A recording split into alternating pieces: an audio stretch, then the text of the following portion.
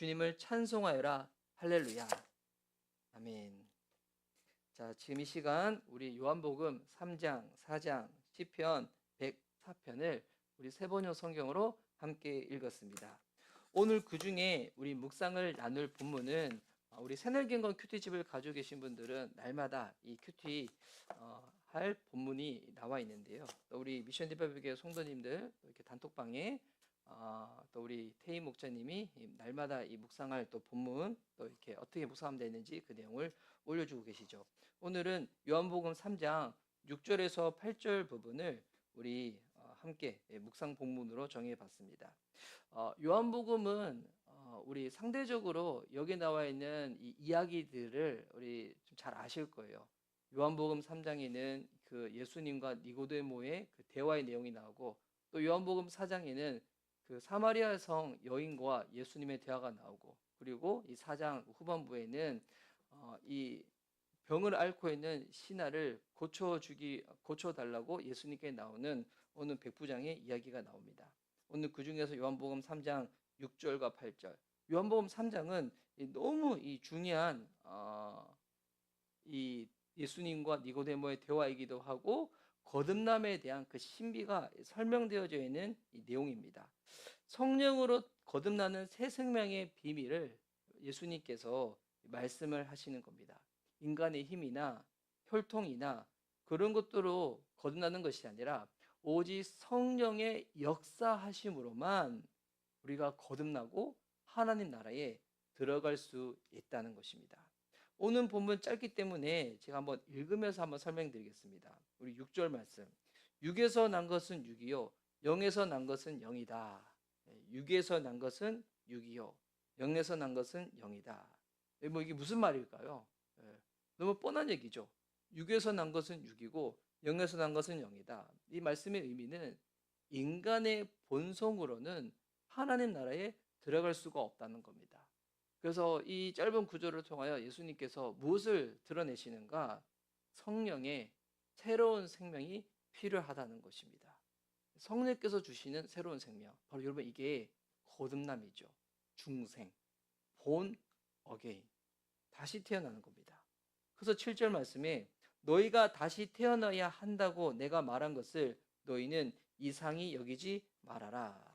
자, 너희가 거듭나야 한다고 예수님께서 말씀하신 것을 이상하게 여기지 말라는 겁니다. 이게 무슨 말일까요?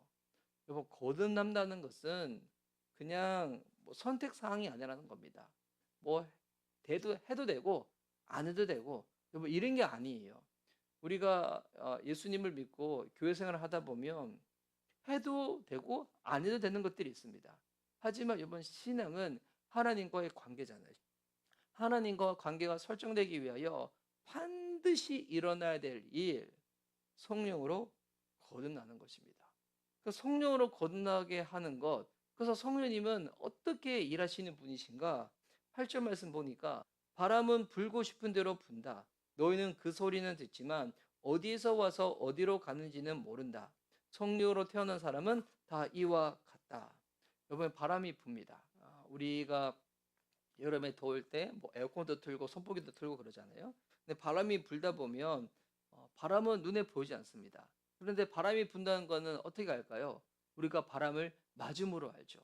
눈에 보이지 않지만 우리가 직접 경험함으로 말미암아서 지금 바람이 부는구나, 에어컨이 틀어졌구나, 지금 참 이게 바람이 시원하구나, 이렇게 경험이 되어지는 거죠. 근데 여러분, 성령으로 태어난 사람도 이와 같다는 것입니다. 보니까 이게 뭐 눈에 보이는 이 어떤 이 뭐 가시적인 현상은 아니에요. 하지만 성령으로 이 사람이 태어났다는 것을 본인 스스로도 알고 주변 사람들도 그 사람과 계속 관계를 맺다 보면 알게 돼 있어요. 여러분, 성령으로 태어났다. 이 말인즉 성령님은 예수님을 증거하는 영이잖아요. 성령으로 태어난 사람들은 우리가 완전하지는 않지만 그 사람과 교제를 나누다 보면 그 사람 안에 있는 여러분 예수님의 모습을 하나씩 하나씩 발견하게 되어집니다. 그 사람의 성정으로는, 그 사람의 어떤 모습으로는 원래 그 사람은 그런 사람이 아니고 도저히 그런 모습을 행할 수 없는데, 보니까 늘 자기 중심적이고 개인적이고 이기적인 사람이 어느 순간부터 자기 것을 열어서 섬기기 시작하고 늘 내 것만 챙기는 사람, 남의 아픔과 어떤 괴로움에 전혀 공감하지 못하는 사람이 눈물도 없는 사람이 어느 순간 그런 부분에 마음이 동하기도 하고 눈물을 흘리기도 하고 단순히 감정적인 것뿐만이 아니라 의지적으로 누군가를 도와주기 위하여 섬기기도 하고 무엇보다도 예전에는 하나님의 것보다 내 것이 더 중요했는데 어느 순간 하나님의 것, 하나님의 나라, 하나님의 마음, 하나님에 관련된 모든 것들에 대해서 관심이 생기고 알아가고 싶고 더 나아가서 하나님이 우리를 사랑하셨듯이 이 사랑에 감격하여 주님을 사랑하고 싶고 주님을 사랑하게 되고 주님을 더 사랑하고 싶어서 하나님을 알고 싶고 말씀을 보게 되고 그 감격으로 찬송하게 되고 무시로 성령 안에서 기도하며 살게 되어지는 삶들. 여러분 이게 사람이 노력으로 가능할까요? 사람이 의지적으로 결단하면 여보 이거 뭐 며칠 동안 할 수 있을까요? 뭐 몇 시간 동안 할 수 있을까요? 여보 이렇게 되어지는 거는 정말 성령의 역사거든요. 근데 이게 바람이 불고 싶은 대로 부는 것처럼 성령으로 난 사람들은 이와 같다는 겁니다. 여러분 성령 일하시면 정말 신비롭습니다. 정말 신비롭고 또한 자유롭습니다. 예. 여러분 성령의 역사는 신비롭고 자유롭습니다. 하지만 그 가운데 분명한 열매를 드러낸다는 겁니다. 주의 영이 계신 곳에 자유함이 있다고. 예. 여러분 성령을 거듭난 사람이 부자연스럽다? 기쁨이 없다? 여러분 그 이상이에요. 예. 여러분 성령이 내 안에 성령이 역사하고 있다. 여러분 그러면 일단 뭐가 달라지냐면 진짜 우리 안에 기쁨이 있어요. 예. 예전에는 어떤 일을 함으로 말미암아 주어지는 그런 순간적인 감정일 뿐이었죠. 근데 그게 아니라 찬찬히 내 안에 흐르는 성령께서 주시는 그런 기쁨이 있어요. 주님이 나와 함께 하시고 내가 주님을 알고 있고 비록 내가 이 땅을 살아가는 삶 자체는 쉽지 않지만 이게 바른 길이고 옳은 길이기 때문에 주님이 나를 이끌어 주신다. 이게 그 가운데서 느끼는 이 기쁨이 있거든요. 그리고 성령으로 함께 할 때 주어지는 이 자유함이 있습니다. 여러분 이 자유라는 거는 세상 사람들이 말하는 것처럼 내 멋대로 하는 게 자유가 아니죠. 주님이 정한 그 경계 안에 내가 머물고 뭐 물고기가 자유를 누리고 싶다 해가지고 물고기 물 바깥으로 나가서 내 마음껏 살겠다. 여러분 죽습니다. 마찬가지예요. 우리는 자유를 우리 마음대로 생각해요. 성경에서 말하는 자유는 뭡니까? 하나님 안에 거할 때 인간은 가장 참으로 자유해집니다. 이 성령께서 주시는 그런 신비롭고 자유로운 역사들이거든요. 그 가운데서 분명한 열매들이 우리의 삶을 통하여 드러나게 되죠. 열매는 크게 두 가지입니다. 성품의 열매가 있고 우리를 통하여 주님이 행하시는 우리가 순종을 하는데 실제로는 우리의 순종을 통하여 주님이 일하시는 거죠. 그래서 주님 맺으시는 그런 사역의 열매가 있습니다. 사람들이 살아나고 회복되어지고 막 이와 같은 일들. 여러분 이 요한복음 3장은 정말 한 구절 한 구절이 정말 곱씹을수록 묵상할수록 그 안에 드러나는 이 깊은 의미가 있거든요. 우려낼수록 막 정말 진한 사골 육수처럼 계속 뭐 드러나는 이 본문입니다. 오늘 이 본문 오늘 다시 한번 정리해 봅시다. 이번 인간의 한계와 성령의 피로 예수님께서 드러내시는 겁니다. 인간은 육으로 태어나 죄의 한계 속에서 태어나고 그렇게 살아갑니다. 그래서 우리는 스스로는 아무리 노력해도 하나님 나라 들어갈 수 없습니다. 그래서 오직 성령의 거듭남이 필요합니다. 성령으로 거듭나지 않으면 결코 하나님 나라에 들어갈 수도 없고 볼 수도 없습니다. 예수님의 말씀입니다. 그리고 성령님은 우리 자유롭게 역사합니다. 성령은 바람처럼 보이지 않지만 분명히 역사합니다. 그래서 누구도 성령님의 움직임을 통제할 수 없습니다. 이게 되게 중요해요. 우리가 예배 드릴 때 우리가 성령님을 환영하고 성령님을 그렇게 임재를 간구하며 나가잖아요.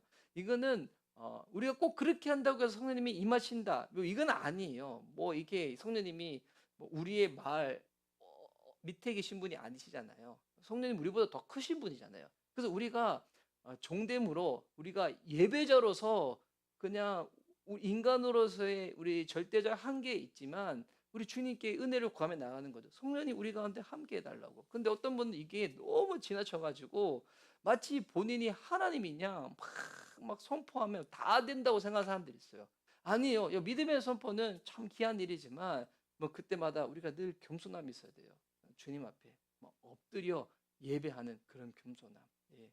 이 예배의 히브리어 원어 중에 샤하라는 단어가 있어요. 샤하. 이 뭐냐면 엎드려서 경배한다는 뜻이거든요. 당시 이 고대 유대 사이에서 종들이 주인에게 발등상에 엎드려서 발등에 존경하는 사람한테 입 맞추는 것처럼 이 예배에 그런 의미가 없습니다. 엎드려 우리 주님을 경배하는 마음. 하나님, 우리는 종입니다. 우리는 피조물입니다. 하지만 주님이 우리를 사랑하셔서 아들을 내어주신 그 사랑으로 우리를 자녀 삼으셨고, 우리가 도대체 무엇이기에 그 전능하시고 영원하신 하나님을 예배하는 자가 되었습니까?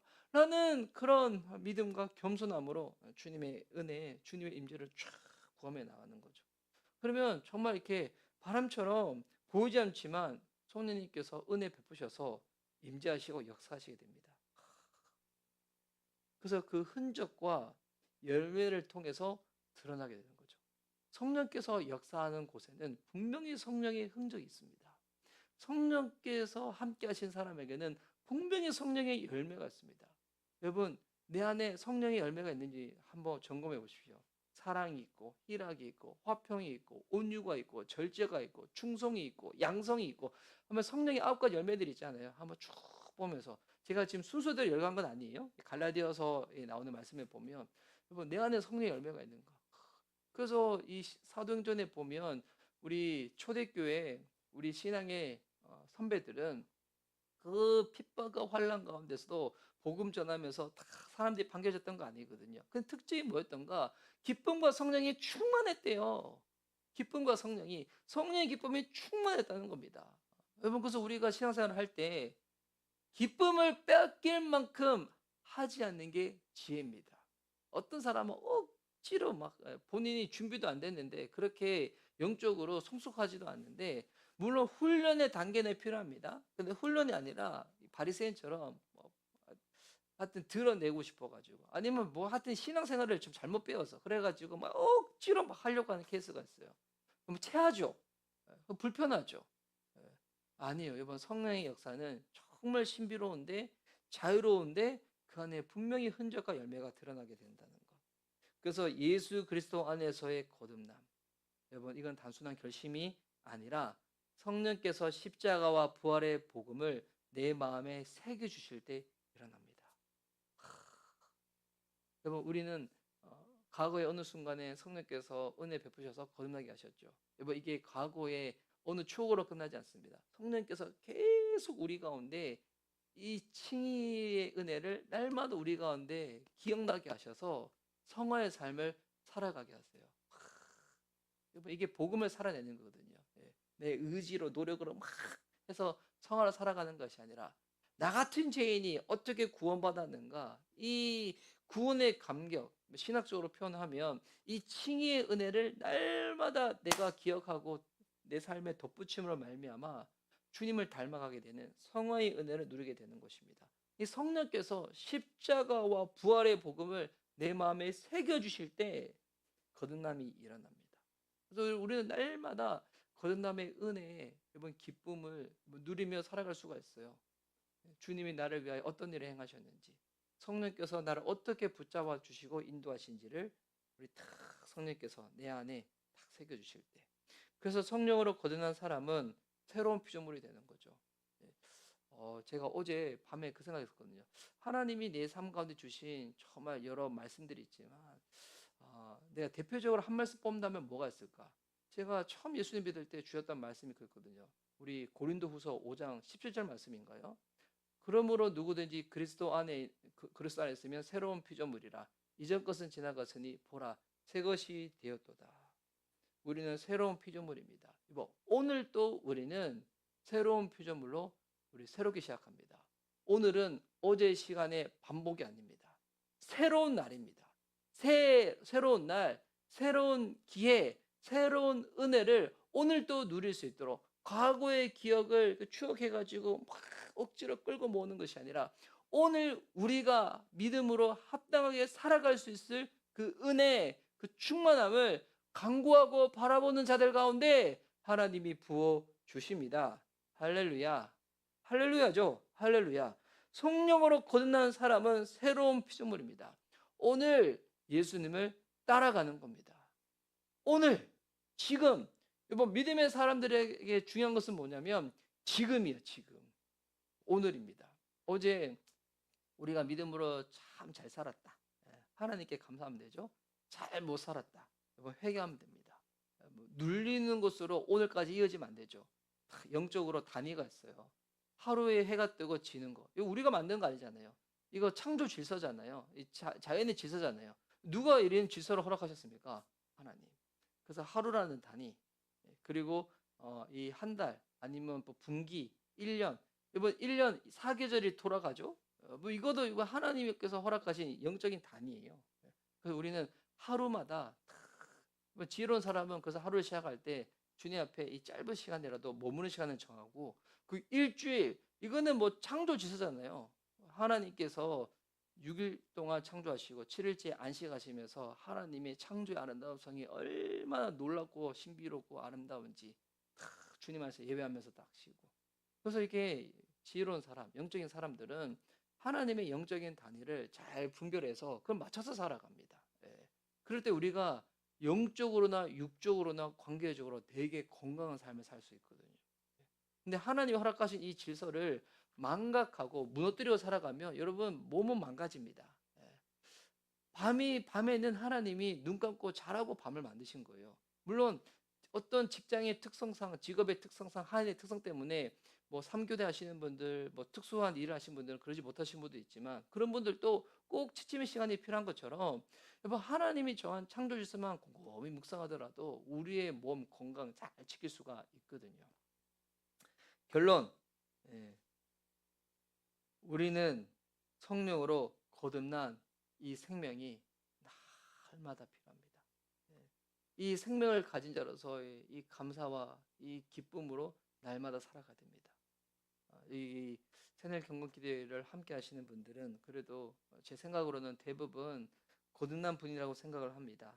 여러분, 성령으로 거듭난 새로운 생명을 가지고 있다고 확신하십니까? 스스로에게 한번 물어보십시오. 그리고 내 신앙은 단순한 지식이 아니라 과거의 경험에 치우신 것이 아니라 성령님의 생명력이 있는 그 일하심으로 오늘도 나타나고 있는가? 오늘 하루 우리가 그렇게 살아가면 되겠죠? 주의 인도를 받아 도움을 받아서, 그리고 내 삶에 성령의 바람이 불어와 맺히는 열매는 무엇인가? 스스로 또 그거 한번 확인해 보시면 되겠죠.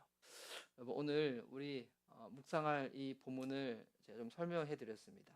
짧은 이 세 구절이지만 너무 중요한 구절이고, 또 나오다 보니까 저도 좀 이렇게 더 흥분돼서 좀 이렇게 길게 나눴습니다.